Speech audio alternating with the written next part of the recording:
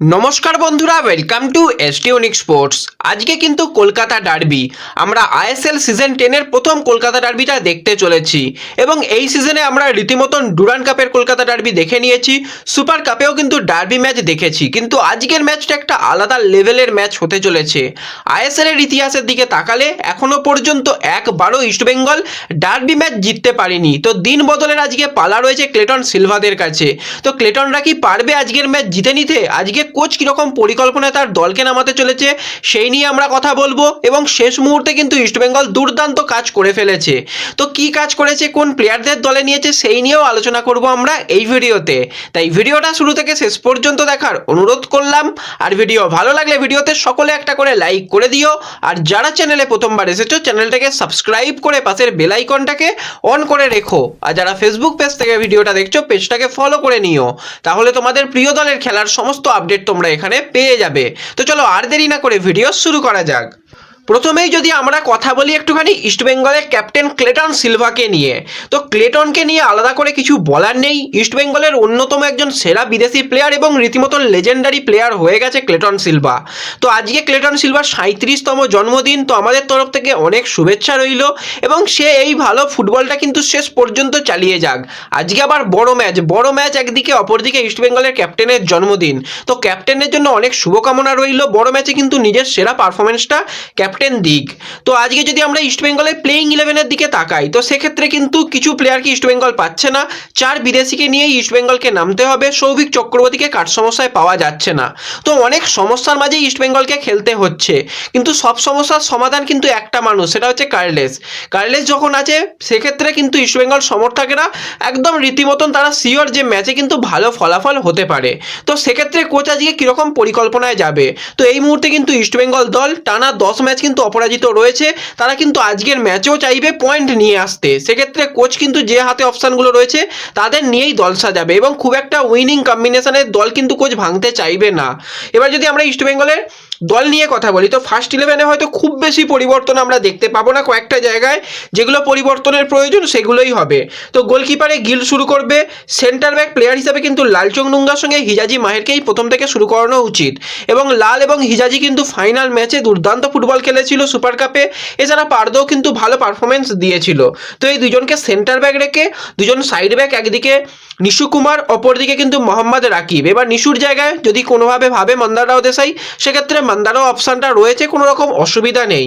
মাঝমাঠে কিন্তু defensive midfielder বা blocker হিসাবে কিন্তু সেখানে পারদকে রাখা হবে, দরকারে কিন্তু সেও ডিফেন্স লাইনে চলে আসতে পারে। ডিফেন্সকে শক্তিশালী আজকে অবশ্যই করতে হবে, কারণ অপোজিটে রয়েছে মোহনবাগানের মতন দুর্দান্ত দল যাদের কিন্তু অ্যাটাকিং লাইন খুব ভালো। সেক্ষেত্রে পারদকে অবশ্যই ব্যবহার করা হবে প্রথম থেকেই।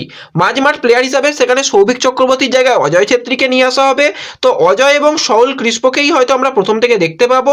এবং যদি আমরা একটুখানি উইঙ্গার হিসাবে দেখি, একদিকে নন্দকুমার, অপরদিকে কিন্তু সেখানে মহেশ রয়েছে, এর পরবর্তী সময় বিষ্ণু সায়ন ব্যানার্জি, এরকম অনেক প্লেয়ার রয়েছে, সিকে আমন রয়েছে। তো প্রচুর প্লেয়ারের অপশান রয়েছে ইস্টবেঙ্গলের কাছে, খুব একটা চিন্তার কারণ কিছু নেই। তো এটা কিন্তু একটা ফার্স্ট 11 হতে পারে, এছাড়া কিন্তু খুব একটা বেশি যে আজকে পরিবর্তন হবে সেটা মনে হচ্ছে না। এবার এটাও কোচ করতে পারে, সেক্ষেত্রে ওই নিশু কুমার বা মন্দারাও দেশাইয়ের জায়গায় লালচং নুঙ্গাকে নিয়ে গিয়ে ডিফেন্সে হিজাজি মাহের পারদকে একসাথে খেলিয়ে দেওয়া, এবং সেক্ষেত্রে মাঝমাঠে কিন্তু আরও একজন প্লেয়ারকে কোচ নিয়ে আসতে পারে। তো এই অপশানগুলোও রয়েছে। এবার আমি অন্তত চাইবো যে আজকে মহেশকে কিন্তু ফ্রি রোল দেওয়া হোক এবং বিষ্ণুকে প্রথম থেকে খেলানো হোক, তাহলে কিন্তু ইস্টবেঙ্গল যেরকম ডিফেন্সিভ ফুটবলও খেলতে পারবে, তার সাথে কিন্তু অ্যাটাকেও জোর বাড়াতে পারবে, কাউন্টার অ্যাটাকে গিয়ে গোল করতে চাইবে। এবং অবশ্যই আজকে ম্যাচে কিন্তু প্রচুর যে গোল হতে পারে সেরকম মনে হচ্ছে না, দুটো দলই কিন্তু আজকে বেশ 50-50 ম্যাচ হবে। এবং আজকের ম্যাচে যদি কোনোভাবে ম্যাচ ড্র হয়ে যায় তাহলেও কিন্তু অবাক হওয়ার কিছু নেই। তো সেক্ষেত্রে ইস্টবেঙ্গল অবশ্যই পজিটিভ কিছু চাইবে এই ম্যাচটা থেকে। তোমরা ম্যাচের রেজাল্ট কি আশা করছো, বা ইস্টবেঙ্গল কীরকম পারফরমেন্স করতে পারে, ম্যাচের স্কোর লাইন কী হতে পারে, অবশ্যই কিন্তু কমেন্টে জানাতে পারো। এছাড়া ডার্বি ম্যাচের কথা ভেবে কিন্তু ইস্টবেঙ্গলের কোচ কোনো রকম ঝুঁকি না নিয়ে প্রভসুকান সিং গিল যেরকম প্র্যাকটিস করছে তার সাথে কমলজিৎ এবং আদিত্য পাত্রকেও সমান তালে প্রস্তুত রাখছে, কারণ একটু সমস্যা রয়েছে। সেক্ষেত্রে প্রভসুকান সিং গিলের আমরা আশা করি সেই সমস্যা নিয়ে খুব একটা অসুবিধা হবে না। এবার যদি কোনোভাবে সে ডার্বি ম্যাচ মিস করে, সেই জায়গায় কিন্তু নতুন গোলকিপারকে খেলাতে হতে পারে, কিন্তু আমরা চাই কোনোভাবেই যেন গিল না ডার্বি ম্যাচ মিস করুক, সে যেন সুস্থ থাকুক এবং 100% মাঠের মধ্যে দিয়ে আসুক ইস্টবেঙ্গল বেঙ্গলের বাজ পাখি। তো দেখা যাক পরবর্তী সময় এই বিষয়টাকে নিয়ে আরও ডিটেলে বোঝা যাবে এবং ম্যাচ শুরু হওয়ার বেশ কিছুক্ষণ আগে কিন্তু লাইভে চলে আসবো। তোমরা সেই লাইভে জয়েন হতে পারো, লাইভ ম্যাচ আড্ডা দেওয়া হবে যেইভাবে প্রতি ম্যাচেই করে থাকি। তো অবশ্যই কিন্তু মনে করে সেই লাইভ ম্যাচের সময় চলে এসো। এবার যদি আমরা একটুখানি অন্য আপডেট নিয়ে কথা বলি, তো সেক্ষেত্রে ভিক্টর ভালস্কুয়েজ, আমি যখন পর্যন্ত ভিডিও বানাচ্ছি সকাল থেকে অনেক মেসেজ এসছে যে ভিক্টর কি এসে গেছে। দেখো আমি যখন পর্যন্ত ভিডিও বানাচ্ছি তখন পর্যন্ত কিন্তু ভিক্টরের কোনো রকম আসার নিউজ পাইনি। যদি ভিতর এসে যায় বা যদি পরে আসে জানতে পারলে তোমাদের জানিয়ে দেবো, কোনো রকম অসুবিধা নেই। এছাড়া কালকে তোমাদের একটা ব্যাপার জানিয়েছিলাম, ইস্টবেঙ্গল কিন্তু উইন্টার ট্রান্সফার উইন্ডোকে কাজে লাগিয়ে কিছু কাজ করেছে। তো সেই কাজগুলো কি, সেক্ষেত্রে কোচ নিজেই জানিয়েছে। দুজন ভারতীয় ফুটবলারকে আমরা নিয়েছি, তাদের মধ্যে একজন নতুন মরশুমে পাবো, এই যে মরশুম সেই মরশুমে তাকে পাওয়া যাবে না, ওই যেটা সামার ট্রান্সফার উইন্ডো ওপেন হবে পরবর্তী সিজনে কিন্তু তাকে পাবো। সে বর্তমানে আই লিগে খেলছে।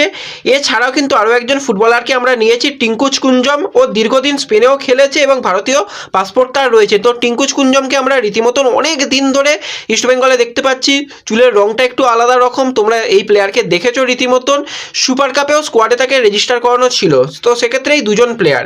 এবার যে প্লেয়ারটার কালকে নিয়ে আপডেট দিয়েছিলাম পরবর্তী সময় সেটা জানা যায়, সেটার অন্য কেউ নয়, বর্তমানে মোহামেডানের হয়ে খেলছে 22 বছর বয়সী সেন্টার ফরওয়ার্ডের প্লেয়ার ডেভিড।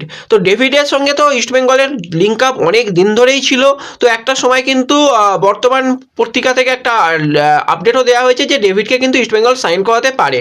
তারপরে আবার জিনিসটা অনেক দিনই আবার ধামাচাপা পড়ে গিয়েছিল, কি হয়েছিল কোনো রকম আপডেট নেই। তো কালকে কিন্তু সেই ব্যাপারটাই মোটামুটি বেরিয়ে এসেছে যে ডেভিডকেই কিন্তু ইস্টবেঙ্গল সাইন করিয়ে নিয়েছে। এবং তার পরবর্তী সময় বেশ কিছু জায়গাতে আমি জিনিসগুলো দেখি যে হ্যাঁ, ডেভিডের সিগনেচারটাকেই কমপ্লিট করে নিয়েছে।